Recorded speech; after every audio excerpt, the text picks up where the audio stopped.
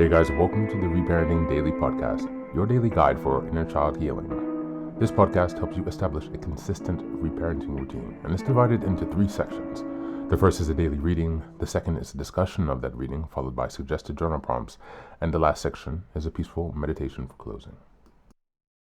Good morning, good afternoon, and good evening from whenever and wherever you're joining us. I'm so glad that you could join us here on this journey of self-expansion and growth. If this is your first time, welcome.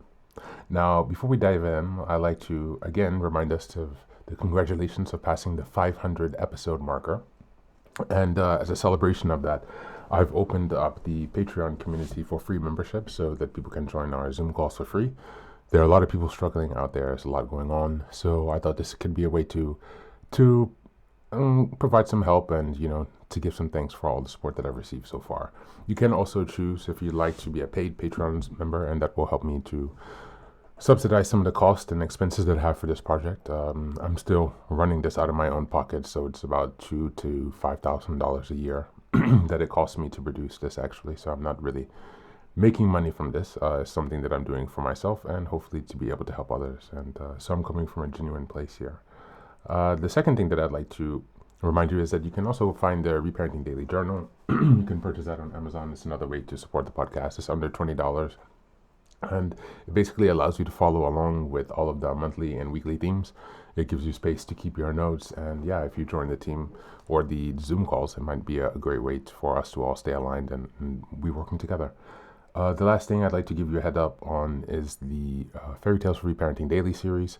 As I mentioned earlier, I've had some editing issues with that because in the springtime, the end of spring, I did some reworking to structure those into certain themes. So like the beginning, middle, and end of the hero's journey. And in the midst of reorganizing and restructuring the stories and also upgrading the artwork, some of the text is a bit mixed and jumbled all over the place. Sorry about that. When I was in the editing phase for the first time, they did not send the proofread copies to the Netherlands, and so I had to work, around and trying to find a way to get the copy to edit, and it's just been a mess. So basically, that's going to take a little bit longer. I'm going to aim to have that done by the end of the year, but I have burned my eyes, so I am very limited. Excuse me, with what I can do and time I spent on the computer. And so I would have had that done much earlier. I would have liked to have that already done, but here we are. And so in any case, once that's available, again, I'll give you a heads up, but please do hold off on purchasing the Fairy Tales for Reparenting Daily for now. Or Fairy Tales for Reparenting series, not the Fairy Tales for Reparenting Daily. That's it today. So without further ado, let's dive into today's practice. Today's reading is from Scott Young, and it's entitled 7 Rules to Understand People. Sorry if there's a lot of noise in the background. They're doing construction, and also apologies for the delay. I am extremely sick, you guys. As I told you before, I burned my eyes, and I also have a stomach infection that doesn't seem to be getting better after my medication. So apologies for the delay. We're going to be getting back on track. This is a reminder in September. The theme is emotional intelligence. We're in week 3, which is September 15th until the 21st, and the theme is building empathy and understanding others. The 7 critical rules to understand people. My headline might sound overreaching. Clearly, a rule can't define something as complex as human behavior. Despite this, I found most people tend to make the same mistakes. These mistakes are frequent enough that they create conflicts later. Remembering these 7 rules will help in avoiding these common mistakes. People skills is about being friendly, nice, and interesting. Duh. Most of the books I've read on dealing with people either make 2 claims. Incredibly obvious stuff that most sensible people understand, even if they haven't mastered it. Things like be nice, be considerate. Bizarre and complex theories that may explain some behavior, but difficult to generalize. Between these 2, I found there seems to be a gap of information that can be applied generally, but isn't always obvious. Frequent mistakes tend to cause most people conflicts, social errors, and emotional upsets. The 7. Here are the 7 rules I'm talking about. Rule 1. Never blame malice, for it can easily be explained by conceit. People don't care about you. This isn't because people are mean or hurtful, but simply because they are mostly focused on themselves. Consider this hypothetical pie chart, showing the variety of thoughts a typical person has. In this example, 60% of thoughts are self-directed, my goals, my problems, my feelings. Another 30% are directed towards relationships. How will this affect me? What does Julie think of me? How will my boss evaluate my performance in the next review? Do my friends like me or see me as irritating? Only 10% in this model is time spent on empathy. Empathy is a rare event when a person feels the emotions, problems, and perspective of another person.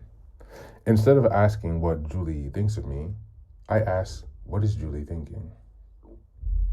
Within that 10%, most people can divide attention between hundreds of other people they know. As a result, you would occupy a fraction of the percentage of what most people's minds and only a couple percentage points in a deeply bonded relationship. Even if you are in another person's thoughts, it's how your relationships affect them, not you. Rule number 2, few social behaviors are explicit. Basically, this rule means that most the intentions behind our actions are hidden. If a person is feeling depressed or angry, usually the resulting behavior distorts their true feelings. If I feel you snub me, I might hold my tongue but ignore you later.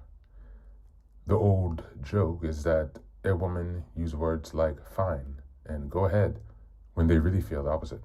But I've noticed men do this too in polite situations, although not in the same way.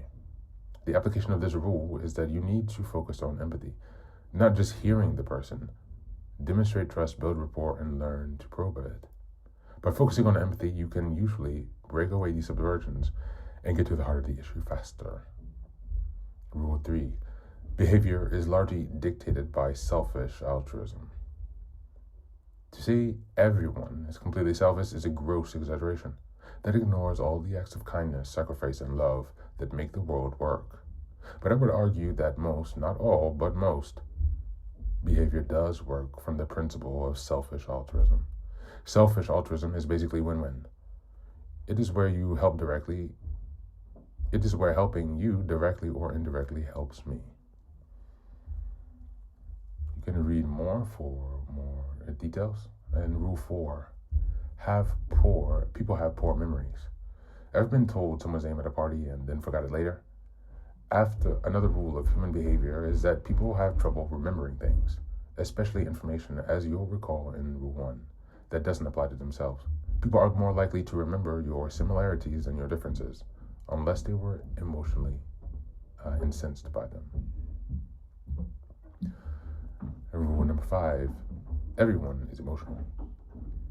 People, perhaps this is an exaggeration, but one of the core messages is that people tend to have stronger feelings about something than they let on.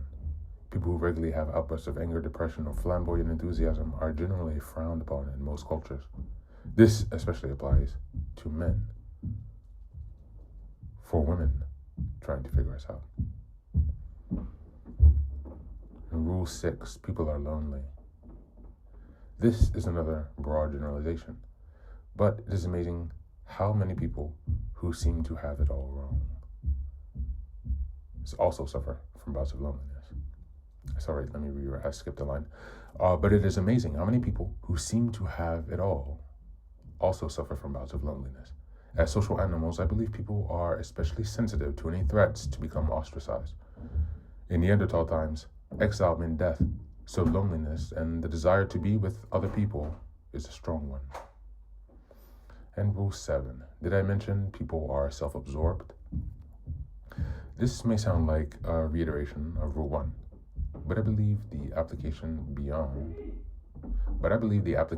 extend beyond relationships and your emotional state. The fact that people tend to be too concerned about themselves to give you much attention, that people tend to be lonelier, more emotional, and feel different than they let on applies how you view the world. Thank you, and that's the reading today. I skipped around a bit, so you can check out the article and read it in its entirety. Again, sorry for the noise. It's really annoying and frustrating today.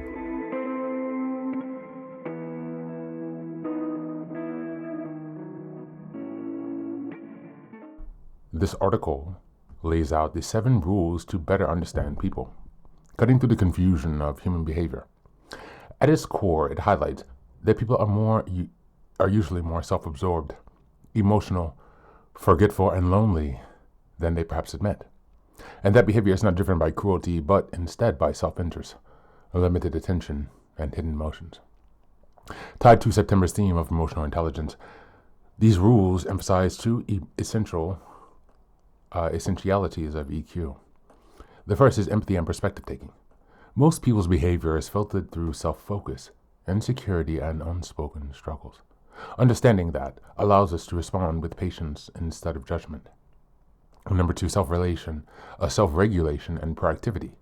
Since others are busy with themselves, waiting passively for validation or fairness, it leaves you powerless. Emotional intelligence means managing your own reactions, building connection actively, and not personalizing others' behaviors. Within week 3's theme, developing empathy and understanding others, this reading reminds us that empathy does not mean excusing bad behavior, but rather recognizing that underlying patterns of self-absorption, fear, or loneliness. Once we stop assuming malice, we are free from unnecessary hurt and gain clarity about how to engage with people more wisely. From a reparenting perspective, these rules are profound healing. Many of us were raised believing that others' neglect, harshness meant we were not good enough. In truth, most people, even parents, were consumed with their own issues. Reparenting means teaching your inner child that others' self-absorption was not your fault. You can now give yourself the validation you didn't receive while learning to approach relationships without misplaced shame or bitterness. As we go into the journal prompts today, number 1, think of a time you assured someone was being hurtful towards you. Look back. How might self-absorption, forgetfulness, or hidden emotions explain their behavior instead?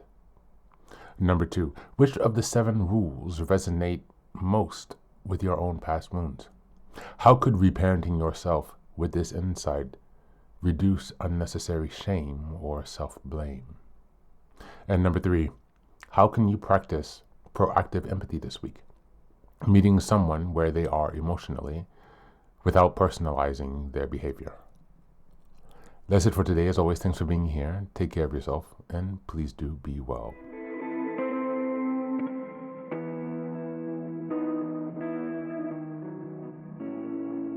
Welcome back. Now, this is the third and final section of the daily podcast. This is your silent meditation. Please go ahead and find a space where you can be comfortable and undisturbed, where you can relax and spend some time with yourself for this 10-minute silent meditation. You can choose to be sitting, standing, lying down, or in whatever position makes you comfortable today. Take a moment to simply be with yourself. Focus on your breath and gently connect with each part of your body. If thoughts arise, don't let them overwhelm you. Just observe them without attachment. Imagine them as leaves drifting down atop a river, passing by without needing your engagement. Stay present, grounded, and open to this moment, no matter what time you are listening and practicing this meditation. Namaste.